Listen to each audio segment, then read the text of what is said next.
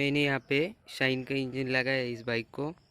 Homemade bike, Pulsar का wheel है आगे का, और पीछे वाला शाइन का व्हील लगाया है। और ये प्लैटिना की 2 शॉक ऑफ है, और चेसी इलेक्ट्रिक बाइक की चेसी है। ओल्ड पल्सर का ये हैंडल लगाया है मैंने। और ये शाइन का इंजन,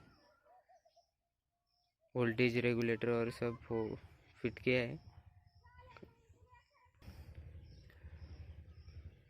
चेन की लंबाई बढ़ाई है मैंने, और यहाँ पे फ्रिक्शन हो रहा था तो मैंने यहाँ पे बूश डाल के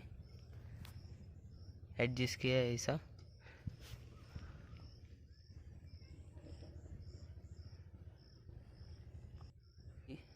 अब हम इसे चालू करके देखेंगे।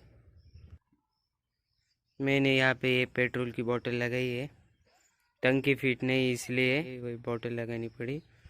अरे ऐसा पेट्रोल कार्बोरेटर में थोड़ा भर लेंगे और इसे बंद कर देंगे।